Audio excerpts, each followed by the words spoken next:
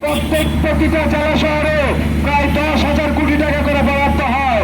প্রতিটা শহরে প্রতিটা থানায় বাংলাদেশে প্রায় 2,000 কোটি টাকা করে পায়। প্রতি বছরে তার কোনো কোথাও প্রতি বছর হাসপাতাল করে না, প্রতি বছর স্কুল করে না, প্রতি বছর মসজিদ করে না, প্রতি বছর ট্রেন করে না, রাস্তাঘাট করে না।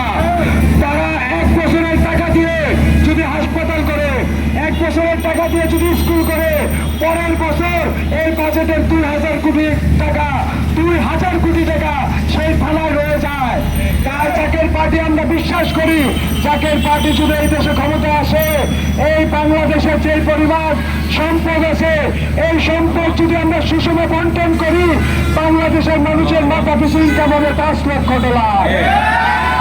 তাই আমরা বলতে চাই, বাংলাদেশ কোন গরিব রাষ্ট্র না, বাংলাদেশ পৃথিবীর 35তম ধনী রাষ্ট্র। এই ধনী রাষ্ট্রকে এই স্বাধীনতার পরে এই দেশে যারা ক্ষমতা এসেছে তারা লুটপাট করে বাংলাদেশের টাকা বিদেশে পাচার করেছে। সেই ধরনের এমপি মন্ত্রী, সেই ধরনের তথাকথিত চোর বাটপারদের দিন শেষ, চোর বাটপারদের দিন শেষ।